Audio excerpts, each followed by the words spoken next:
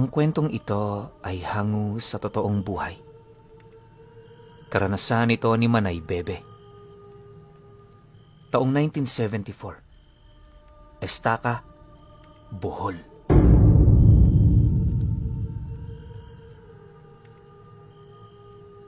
Asawa ng isang pangkaraniwang magsasaka itong si Manay Bebe. Kagaya ng marami, medyo kapos din sila sa buhay. Minsan meron, pero may mga pagkakataon namang walang-wala sila. Mahirap man ang ganoong sitwasyon para sa kanilang mga anak. Pinipilit pa rin naman nilang bumangon.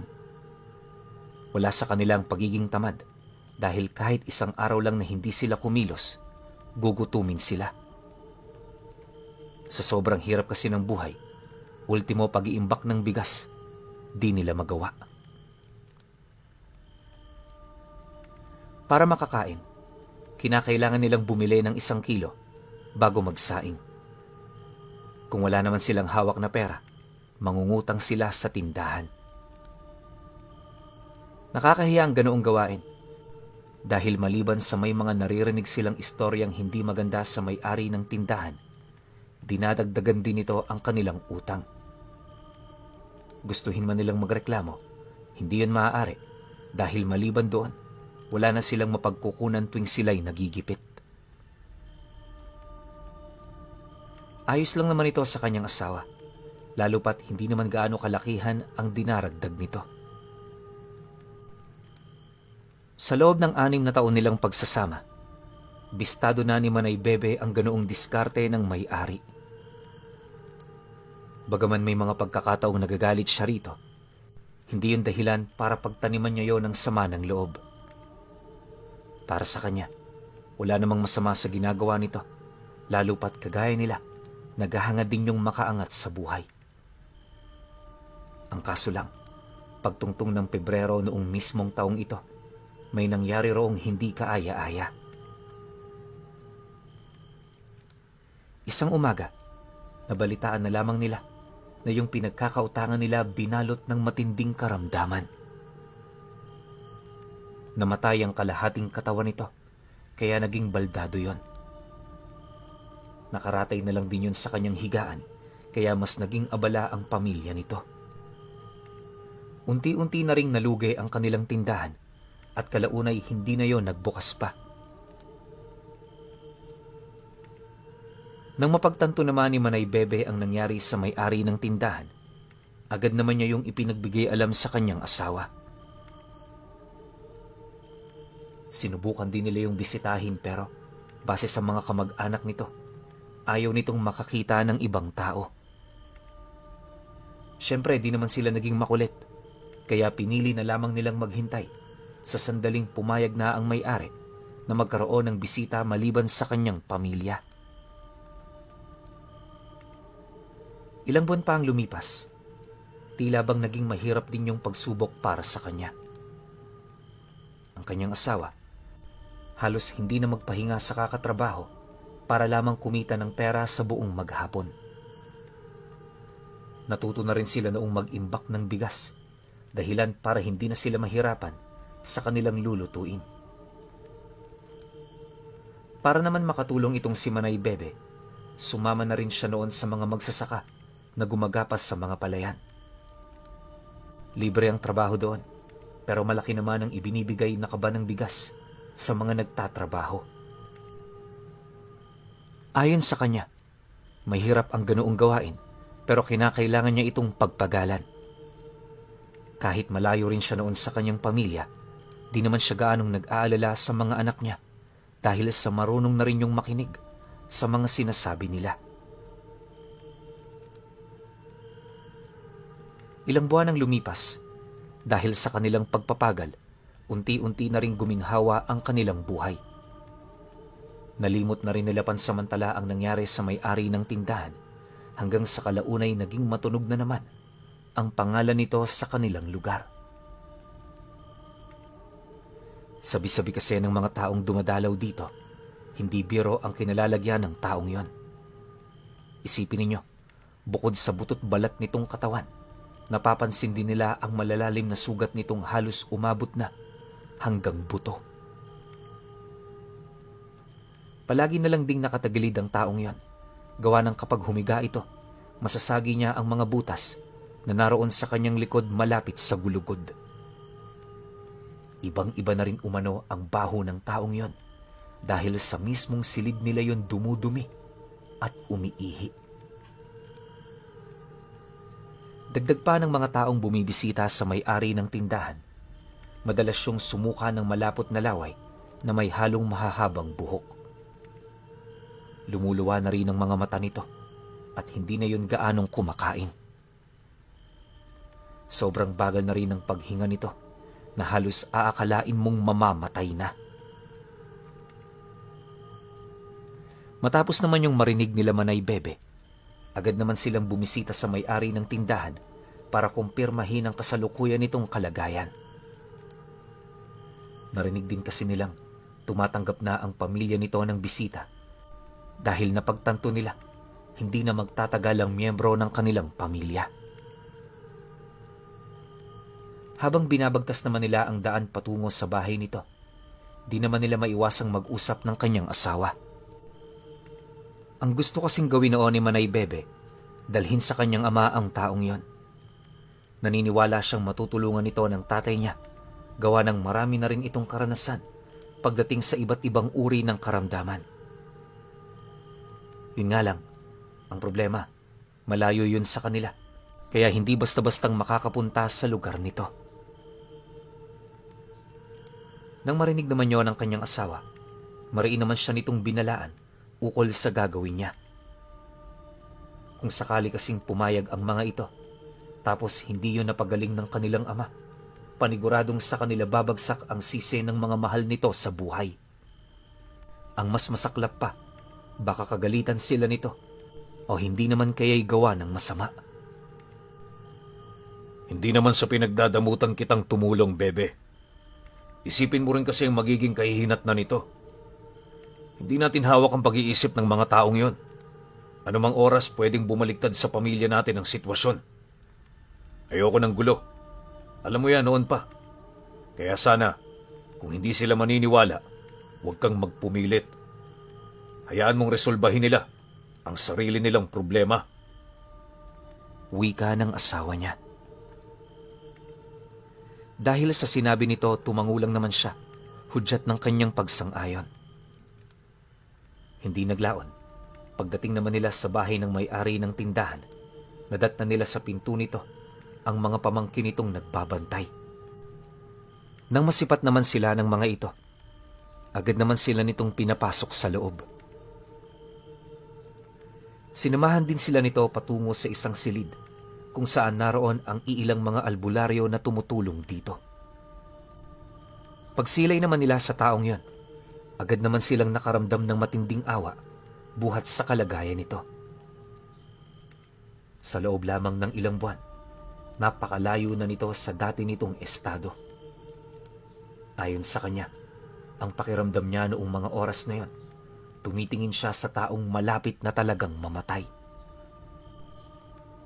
Halos di na nga sila nito napansin, gawa ng maaaring patay na ang pandama nito, buhat sa matindi nitong pinagdaanan.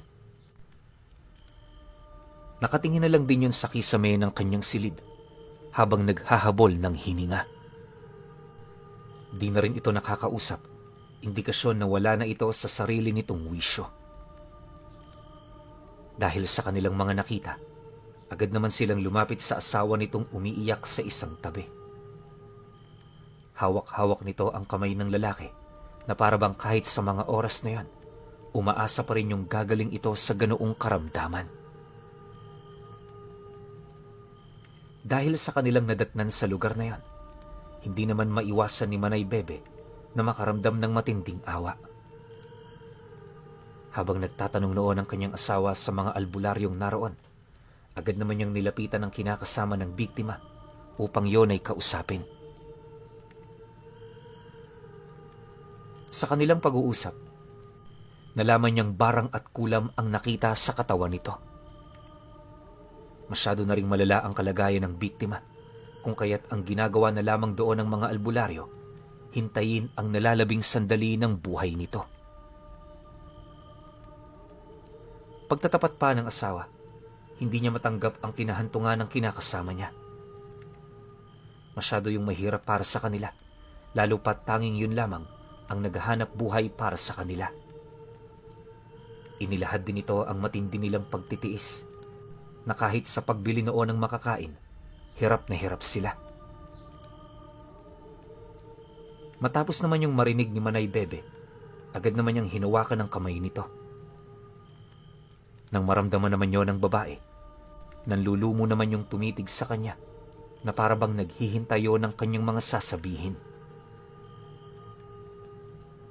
Pagtitigan naman nilang dalawa, agad naman niyang inilahad dito ang tungkol sa ama niyang manggagamot. Dagdag pa niya na kung doon nila yon dadalhin, hindi malabong magagamot ito ng kanyang ama. Mariin din niyang inilahad, tutulungan nila ito kung sasang-ayon yun sa kanya. Nang marinig naman yon ng asawa ng may-ari ng tindahan, agad naman yung sumang-ayon. Dala ng matinding desperasyon, hindi na nito naitanong kung gaano kalayo ang kinaroroonan ng ama ni Manay Bebe. Matapos ang kanilang naging pag-uusap, agad naman niya itong ipinagbigay alam sa kanyang asawa. Pagkarinig naman ito sa sinabi niya, dali-dali naman siya nitong inilabas ng silid para kausapin ng pribado. Medyo nababahala kasi ito, gawa ng masyadong malayo ang lugar ng kanyang ama. Dagdag pa nito na, hindi na kaya ng pasyenteng yon na maglakbay pa at may posibilidad din yung mamatay sa daan. Mariin din itong inilahad, hindi magiging maganda para sa kanila kung sakali mang bawian nyo ng buhay sa kasagsagan ng kanilang paglalakbay. Subalit, nang marinig naman niya ang sinabi nito, hindi niya yun pinakinggan. Naniniwala siyang magagawa nila ito kung kaya't kinakailangan siya nitong pagkatiwalaan. Dahil sa kanyang naging pahayag, wala namang nagawa ang kanyang asawa. Pagbalik naman nila sa loob ng silid, nadatna nila ang asawa ng biktima na kasalukuyang kinakausap ang dalawang albularyong tumutulong dito. Base sa salaysay nito, isasama niya ang dalawang albularyo upang may tutulong sa kanila kung sakali mang hindi umayon ang pagkakataon. Dagdag pa nito na, alis na sila noong hapon, kaya kinakailangan na rin naman nilang maghanda. Pagkarinig naman nila Manay Bebe sa sinabi ng babae, agad naman silang bumalik sa kanilang pamamahay. Paglikpit nila ng mga gamit, sinamahan nila ang kanilang mga anak patungo sa mga kadugo nilang naninirahan lang din sa baryo. Doon na muna nila yon iiwan pansamantala para naman kahit papaano panatag silang iwan ang mga ito. Sa pagbagtas naman nila ng daan, naging maayos naman ang lahat. Ilang oras ang lumipas, milya-milya na ang layo nila sa baryo. Papalabas na rin sila noon ng hangganan ng estaka na siya namang ikinatuwa nila kahit papaano. Mula kasi sa hangganan nito, ilang milya na lamang ang kanilang bubunuin para mapuntahan ang tahanan ng kanyang ama. Sa pagsapit naman ng gabi noong mismong araw na yon, humanap sila ng lugar na pwede nilang mapagpahingahan. Sa kakahuyan lang nila noon na pagpasyahang magpalipas ng magdamag, gawa ng napakalayo pa nila sa susunod na baryo. Ayaw naman nilang puwersahin ang kasama nilang pasyente, lalo pat kanina pa yon dumadaing sa sakit ng likod nito. Makalipas pa ang ilang minuto, nang makagawa na sila ng kanilang mapagpapahingahan, nagpa siyang dalawang albularyo at ang asawa niya na magsalitan sila sa pagbabantay. Di kasi maaaring sabay-sabay silang matutulog, lalo pat anumang oras pwedeng manganib ang kanilang buhay sa lugar na yon.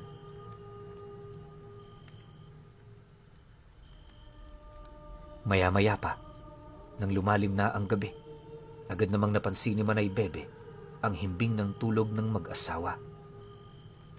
Medyo naiinggit siya sa dalawang yan, gawa ng kanina pa siyang inaantok. Ilang beses na rin niyang sinubukang matulog, pero wala talaga. Sa mga sandaling ipinipikit niya ang kanyang mga mata, kung ano-anong bagay ang nakikita niya. Pagpatak naman ng 10:00 ng gabi, matapos ang pagbabantay ng unang albularyo, dumating na ang torno ng kanyang asawa. Ngunit, nang makailang ulit pa lamang itong umiikot, ilang metro mula sa kinaroroonan nila, bigla naman yung bumalik sa kanilang kinaroroonan nang sa hindi malamang dahilan. Nang mapansin naman yun ng albularyong papatulog na, agad naman yung napabalikwas, sabay tanong dito ukol sa nangyari. Base kasi sa estado ng mukha ng asawa ni Manay Bebe, parang may nakita itong nilalang na hindi kaaya-aya.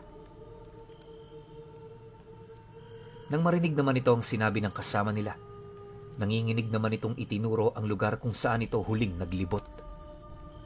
Sa sobrang pagkagulat din ito, halos hindi na ito makadiretso. Huli na rin ang kanilang nalaman noon, ang tungkol sa nilalang na nakita nito.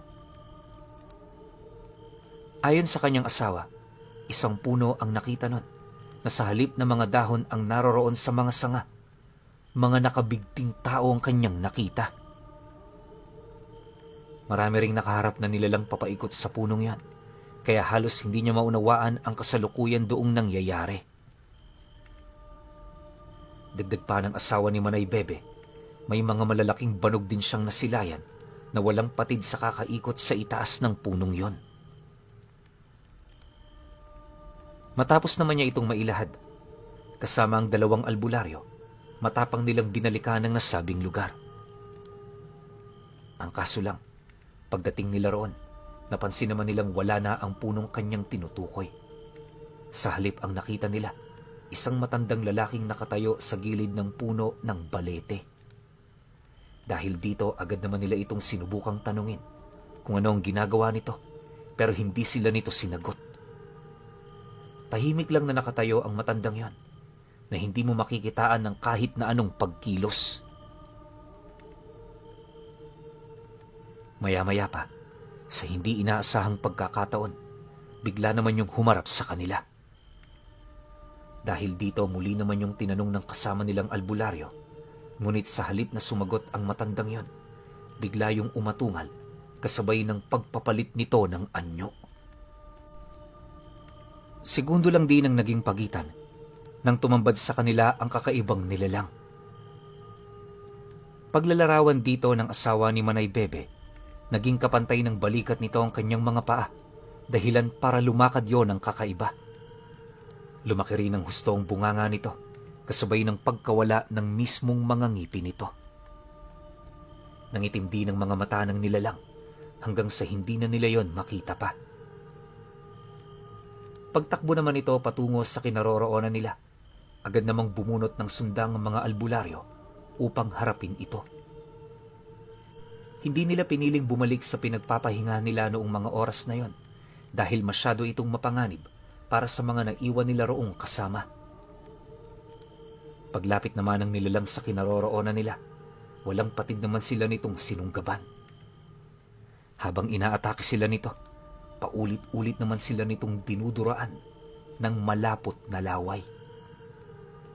Hindi rin tumigil kakaatunga lang nilalang na yan, indikasyon na wala ito sa sarili nitong wisyo.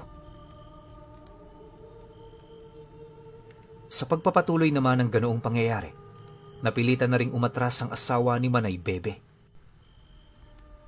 Pagbalik nito sa kinaroroonan nila, agad naman siya nitong inabisuhan na iligpit na ang kanyang mga gamit.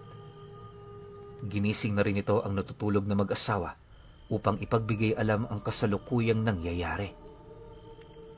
Pagising naman ng mga ito, agad naman inakay ng asawa niya ang pasyenteng kasama nila para ilikas sa lugar na yon.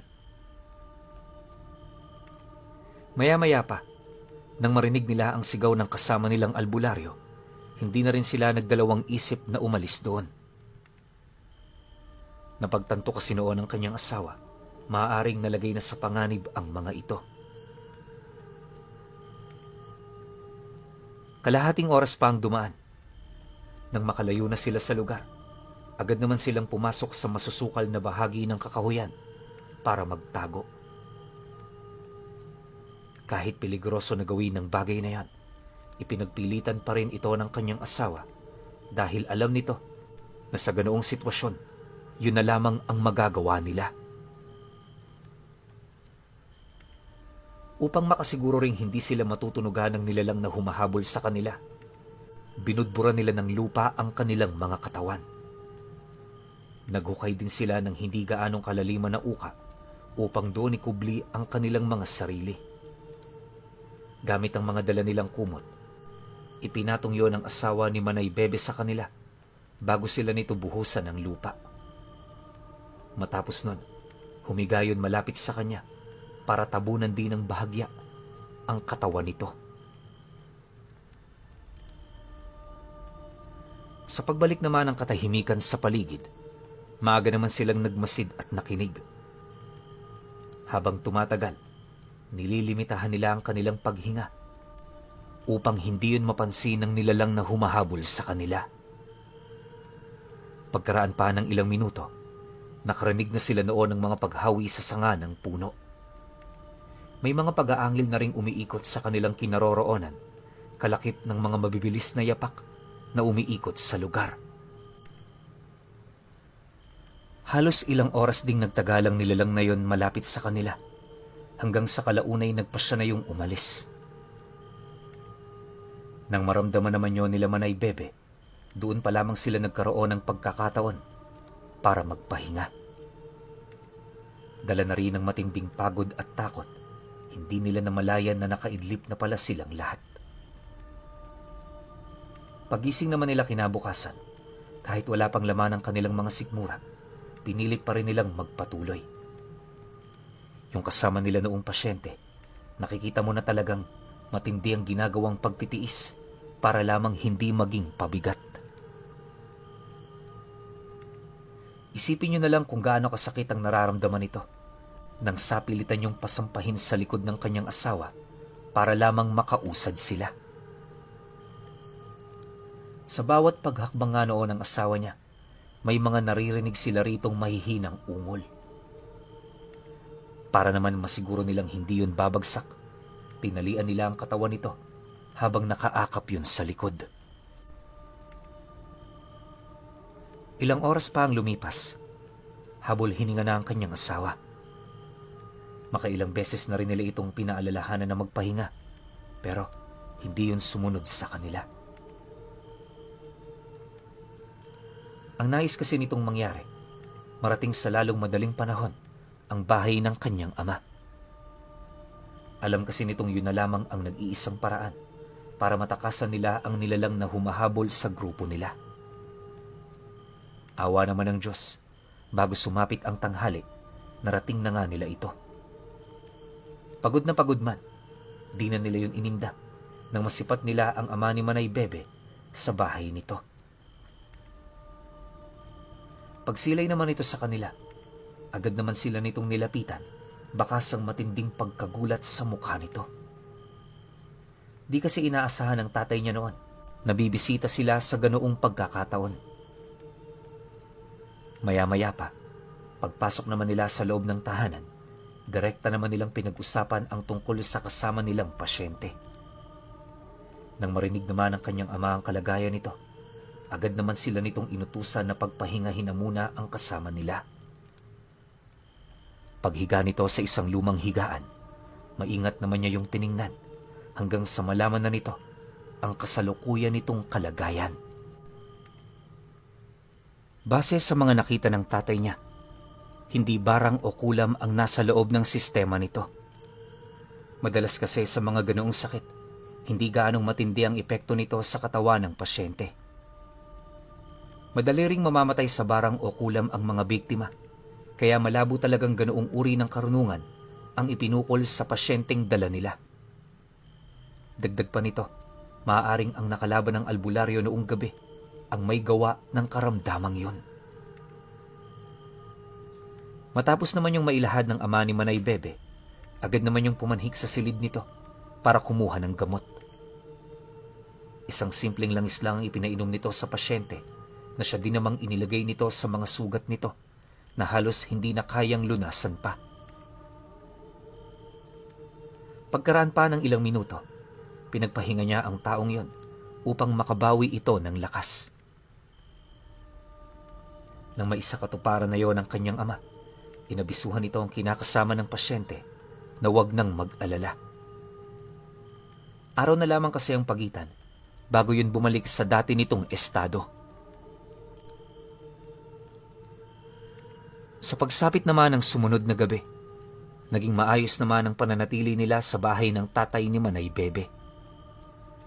Aminado rin silang nagkaroon na sila noon ng magandang tulog, gawa ng panatag na ang kanilang mga isipan sa lugar.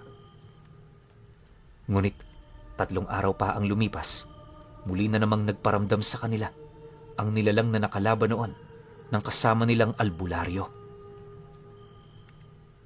Walang takot nitong nilusob ang tahanan ng kanyang ama, kaya nung maramdaman naman yon ng matanda, agad naman yung lumabas ng bahay, bitbit ang isang patpat na gawa sa sanga ng isang matibay na puno. Dala naman noon ang kanilang kuryosidad, pasimple naman silang gumawa ng butas para makita ang mga nangyayari sa labas. Pagbungad naman nila noon ang kanilang mga mata, laking gulat na lamang nila nang may masipat silang mga babasaging bagay na inilalagay ng kanyang ama sa patpat nitong hawak. Pagkalinsingan naman ng mga ito, agad namang sumugod dito ang nilalang, dahilan para magpakita sa harapan nito ang 9 na diwata na nagmula sa mga bagay na yon. Bago rin yung tuluyang masilayan ng nilalang, binulag muna ito ng isang malakas na liwanag na siya namang naging daan upang tumigil yon sa harapan ng kanyang ama. Pag-alis naman ito ng 2 nitong kamay na nakatakip sa lumuluwa nitong mga mata, doon na nito nasipat ang mga diwata. Ayon kay Manay Bebe, maaamo ang mukha ng mga nilalang na yon, pero ramdam niya ang matinding kapangyarihang bumabalot sa mga espiritu nito. Wala rin siya noong nakitang sandata, pero nang magpumilit pa rin ang nilalang na humahabol sa kanila na sugurin ng mga ito, bigla na lamang yung pinuluputan ng hindi mabilang na mga baging sa buong paligid. Habang tumatagal na nakapulupot ang mga baging na yan, mas lalo naman itong humihigpit. Pilit din yung nilalabanan ng nilalang, hanggang sa kalaunay wala na itong nagawa kundi mapangibabawan ng lakas ng mga diwata. Bago rin yung tuluyang mapaslang, nakita nila Manay Bebe ang iba't ibang katauhan sa loob ng katawan nito. Hindi naglaon. Pag-agnas naman ito, kumalat sa buong paligid ang naiwan nitong labi. Sa pagtahimik ng lugar, dali-dali namang pumasok ang kanyang ama. Nang mapansin naman ito ang pagmamasid nila, napangiti lang naman ito habang tinatanong kung ano ang kanilang mga nakita. Siyempre, minabuti naman nilang manahimik, lalo pat alam nilang hindi dapat nila ginawa ang bagay na yon. Sa pagsapit naman ng sumunod na araw, nalaman nilang isang uri ng aswang ang bumibiktima sa may-ari ng tindahan. Sinauna at nagtatangan niyo ng malalim na karunungan, kaya hindi basta-bastang malalaman ang pinag-uugatan ng karamdaman ng biktima nito. Marahil ay natipuhan lang din ito ang biktima, kaya yun umatake. Kadalasan kasi mga espesyal na tao ang punterya ng mga nilalang na yon. Nang marinig naman nila ang tungkol dito, doon na nila naunawaan ang kinakaharap nilang sitwasyon. Sa paglipas pa ng mga araw, napansin na rin nila ang mabilis na paggaling ng taong kanilang tinulungan. Buwan pa ang lumipas, pumalik na nga ito sa dati nitong estado. Pinahintulutan na rin silang umuwi ng kanyang ama, na siya namang agad naman nilang ginawa. Ang kaso lang pinuno, yung 2 albularyong nakasama nila, hindi na nila nasilayan pa. Ipinahanap naman nila ito pero wala talaga silang nakitang bakas na maaaring makapagtuturo sa mismong kinaroroonan nito. Ngayong pangkasalukuyan, kahit ugod-ugod na itong si Manay Bebe, hindi niya pa rin nakalimutan noong minsan niyang masilayan ang siyam na diwata ng kanyang ama.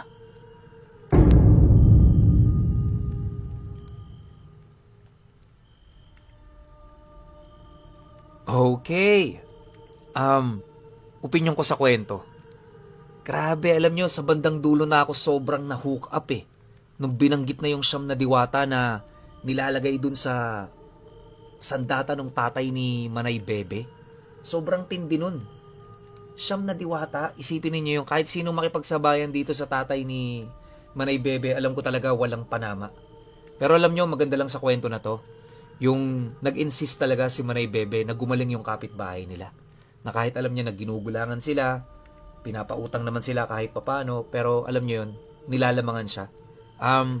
Isang magandang halimbawa to ng pakikipagkapwa-tao.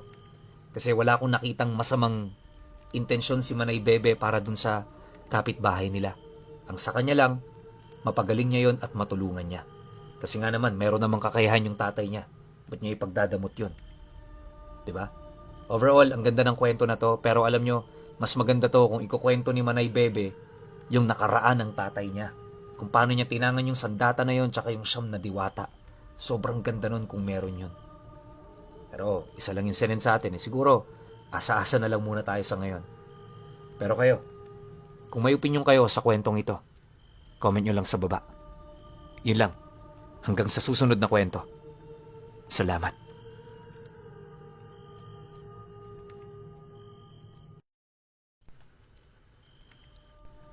Ang kwentong